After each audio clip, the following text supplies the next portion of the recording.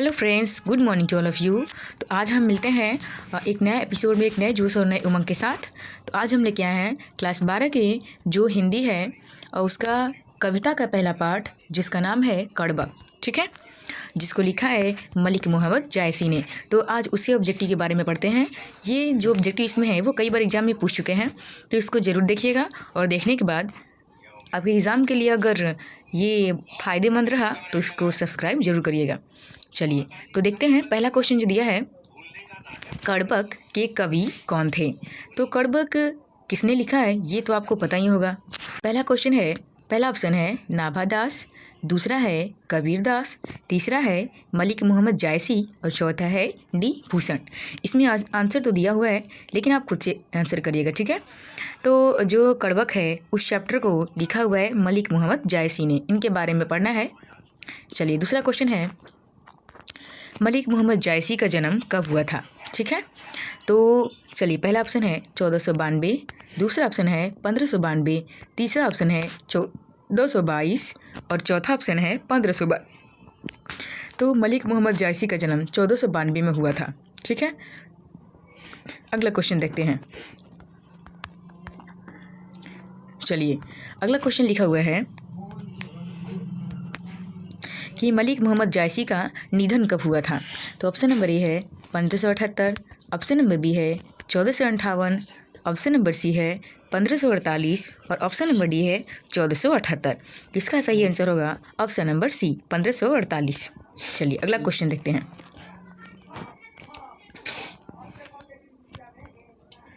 चलिए लिखा हुआ है, मलिक मोहम्मद जायसी कहाँ के निवासी थे। मलिक मोहम्मद जायसी कहाँ के निवासी थे। चलिए पहला ऑप्शन दिया है जयपुर राजस्थान, दूसरा ऑप्शन दिया है जायस कब्र अमेठी उत्तर प्रदेश, तीसरा ऑप्शन दिया है गऊघाट वृंदावन और चौथा ऑप्शन दिया है तिकमापुर कानपुर उत्तर प्रदेश। तो इसका सही आंसर है कि इनका जो जन्म हुआ था वो ऑप्शन नंबर बी जायस कब्र अमेठी उत्तर प्रदेश, जायस में जन्म हुआ था इसलिए इनका नाम जायसी पड़ा था। चलिए अगला क्वेश्चन है 5 नंबर कि जो मलिक मोहम्मद जायसी है उनके पिताजी कौन थे। मलिक मोहम्मद जायसी के पिता कौन थे। तो ऑप्शन नंबर ए है Malik Sheikh Mamriz, option number B है Ashraf Jahangir, option number C है Sheikh Mohidi Mamriz and option number D है इनमें से कोई नहीं।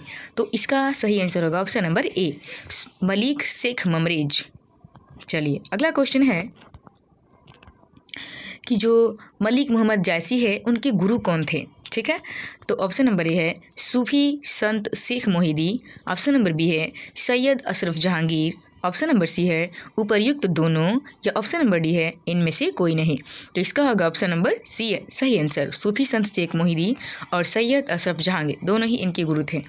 चलिए अगला क्वेश्चन है, पद्मावत किसकी रचना है। देखते हैं। ऑप्शन नंबर ए है Jaishankar Prasad, option number B है Subhadra Kumari Chauhan and option number C है Tulsidas and option number D है आपका आंसर मलिक मोहम्मद जायसी। यानी कहने का मतलब यह है कि जो पद्मावत है वो मलिक मोहम्मद जायसी के द्वारा लिखा गया बहुत बड़ा ग्रंथ है। चलिए अगला है, निम्नलिखित में से प्रेम के पीर के कवि के रूप में हम किसे जानते हैं। ऑप्शन नंबर ए है मलिक मोहम्मद जायसी, ऑप्शन नंबर बी है तुलसीदास, ऑप्शन नंबर सी है Bhushan and option number D है जयशंकर नारायण। प्रेम के पीर के कवि के बारे में हम जानते हैं तो प्रेम के पीर के कवि हम मलिक मोहम्मद जायसी को बोलते हैं, ठीक है। चलिए इसका सही आंसर होगा ऑप्शन नंबर ए। अगला क्वेश्चन है, सिंघल द्वीप की राजकुमारी कौन थी। ऑप्शन नंबर ए है मणिकर्णिका, ऑप्शन नंबर बी है पद्मावती, ऑप्शन नंबर सी है राजकुमारी नंदिनी और ऑप्शन नंबर डी है उपयुक्त सभी। तो आपने पढ़ा है कि सिंघल द्वीप की राजकुमारी कौन है, पद्मावती, ऑप्शन नंबर बी। चलिए आगे लिखा है कि मलिक मोहम्मद जायसी क्या है, सूफी कवि हैं, भक्त कवि हैं, श्रृंगारी कवि हैं या उपर्युक्त कोई नहीं है। तो आपको पता होगा ये सूफी कवि हैं, ठीक है। चलिए ऑप्शन नंबर ए अगला देखते हैं। प्रेम कथाओं को आधार बनाकर लिखे गए छंदोबद्ध कथा काव्य को क्या कहते हैं। प्रेम कथाओं को आधार बनाकर लिखे गए जो छंदोबद्ध कथा होते हैं, काव्य होते हैं, उनको हम क्या कहते हैं, ठीक है। पहला ऑप्शन है अभिप्रेरण काव्य, दूसरा ऑप्शन है गीति प्रमेय काव्य, तीसरा ऑप्शन है प्रेमाख्यानक काव्य और चौथा ऑप्शन है प्रेम काव्य। तो इसका सही आंसर होगा ऑप्शन नंबर सी, प्रेमाख्यानक काव्य। चलिए अगला देखते हैं। अगला लिखा हुआ है, किसको आधार बनाकर छंदोबद्ध कथा काव्य को लिखा जाता है। ऑप्शन नंबर ए है लोक जीवन में प्रचलित प्रेम कथाओं को। ऑप्शन नंबर बी है आंतरिक मन की कथाओं को। ऑप्शन नंबर सी है उपर्युक्त कोई नहीं एंड ऑप्शन नंबर डी है उपर्युक्त दोनों। किसका सही आंसर है उपर्युक्त ए, लोक जीवन में प्रचलित प्रेम कथाओं को लेकर छंदोबद्ध लिखी जाती है कविताएं। चलिए अगला क्वेश्चन है, जायसी के लिखिए काव्य किसमें संपादित हैं। ऑप्शन नंबर ए है पद्मावत। ऑप्शन नंबर बी है जायसी ग्रंथावली। ऑप्शन नंबर सी है कहानी किताब एंड ऑप्शन नंबर डी है ग्रंथावली। तो इसका सही आंसर होगा ऑप्शन नंबर बी, जायसी ग्रंथावली में इनके लिखे गए काव्य संपादित हैं। इस चैनल को सब्सक्राइब जरूर करिएगा अगर इस चैनल पर आप नए होंगे तो। चलिए अगला क्वेश्चन है, जायसी की उज्ज्वल अमर कृति का आधार क्या है। ऑप्शन नंबर ए है चित्रलेखा, बी है इतरावत, सी है पद्मावत एंड डी है कहरनामा। तो इसका सही आंसर होगा option number C, Padmavat. Padmavat ने उनके जीवन में बहुत बड़ी प्रसिद्धि लाई है। चलिए अगला क्वेश्चन क्या दिया है, पद्मावत में किसके प्रेम कथा का वर्णन है। तो ये तो आपको पता ही होगा अगर आप बुक पढ़े होंगे तो। लोक कथा द्वारा प्रचलित प्रेम कथाओं में मलिक मोहम्मद जायसी और उनकी प्रेमिका की, सुल्तान अलाउद्दीन और राजकुमारी पद्मावती की, चित्तौड़ नरेश रत्नसेन और कुमारी पद्मावती की। जिसका सही आंसर होगा option number D, Chittor Naresh Ratnasen और राजकुमारी पद्मावती की। चलिए अगला क्वेश्चन क्या है, पद्मावती किसकी पत्नी थी। ऑप्शन नंबर ए है चित्तौड़ नरेश रत्नसेन की। ऑप्शन नंबर बी है दिल्ली के सुल्तान अलाउद्दीन खिलजी की एंड ऑप्शन नंबर सी है सिंघल प्रदेश की राजकुमार की एंड ऑप्शन नंबर डी है उपर्युक्त तो कोई नहीं। तो इसका सही आंसर है ऑप्शन नंबर ए, चित्तौड़ नरेश रतनसेन की पत्नी थी। चलिए अगला है, पद्मावत प्रेम कथा का त्रिकोण किसके जुड़ जाने से पूरा होता है। ऑप्शन नंबर ए चित्तौड़ नरेश Ratansen, option number B Delhi की सुल्तान अलाउद्दीन, ऑप्शन सी सिंघल प्रदेश के राजकुमार एंड ऑप्शन डी जो इनमें से कोई नहीं। तो इसका सही आंसर है ऑप्शन नंबर बी, दिल्ली के सुल्तान अलाउद्दीन। क्योंकि पहले चित्तौड़ नरेश रतनसेन थे, दूसरी राजकुमारी पद्मावती थी और तीसरे ये जुड़ते हैं दिल्ली के सुल्तान अलाउद्दीन। ये त्रिकोण प्रेम त्रिकोण बनता है। अगला क्वेश्चन है कि मलिक मोहम्मद जायसी किसके कवि हैं। भाषा और लिपि के, प्रेम की पराकाष्ठा के, प्रेम अनुभवी के या प्रेम के पीर के। तो आपको कुछ टाइम पहले ही बताया है कि मलिक मोहम्मद जायसी को हम प्रेम के पीर के कवि कहते हैं। तो इसका सही आंसर होगा ऑप्शन नंबर डी। चलिए अगला क्वेश्चन है, कड़बक का प्रारंभिक खंड कहाँ से लिया गया है। कड़बक का प्रारंभिक खंड कहाँ से लिया गया है।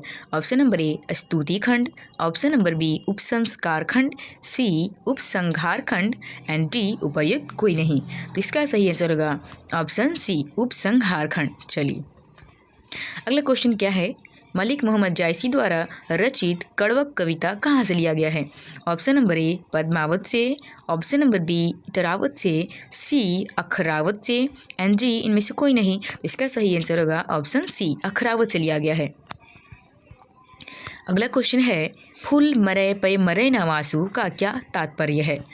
पहला ऑप्शन दिया है मनुष्य मर जाता है पर उसका कर्म जीवित रहता है। दूसरा दिया है फूल मुरझा जाते हैं और सुगंध समाप्त हो जाता है। तीसरा दिया है फूल क्षणिक है लेकिन उसका सुगंध शाश्वत है।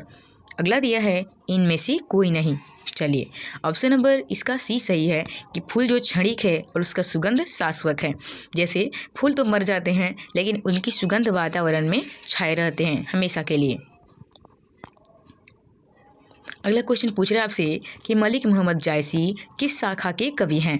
ऑप्शन नंबर ए प्रेम मार्गी, बी ज्ञान मार्गी, सी राम मार्गी एंड डी कृष्ण मार्गी।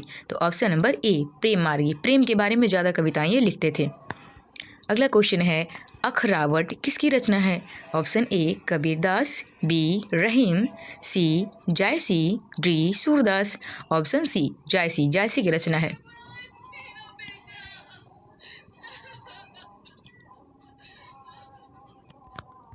अगला क्वेश्चन है 24 जायसी की भाषा क्या है।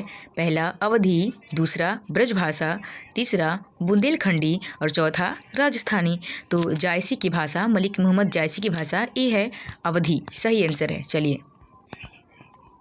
अगला क्वेश्चन पूछ रहा है कि पद्मावत किस भाषा में लिखा गया है।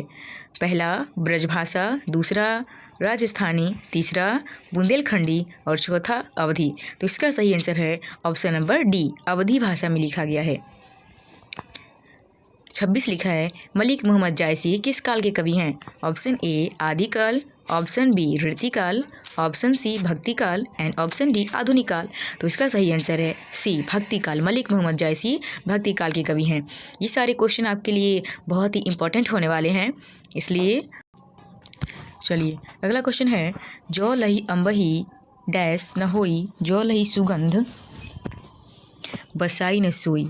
ऑप्शन नंबर ए है मंजर, बी डाब, सी पुष्प, डी इत्र।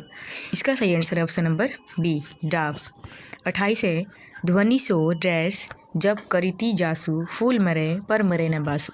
कहने का मतलब ये है कि फूल तो मर जाते हैं लेकिन उनकी सुगंध हमेशा शाश्वत रहते हैं। ऑप्शन नंबर ए पुरुष, ऑप्शन बी पुरुष, सी स्त्री, डी ईश्वर। ऑप्शन नंबर ए पुरुष। तो ये आज का 28 लास्ट क्वेश्चन था। मिलते हैं अगली वीडियो में ऐसे ही ऑब्जेक्टिव क्वेश्चन के साथ। तब तक के लिए bye, best of luck. Subscribe जरूर करिएगा।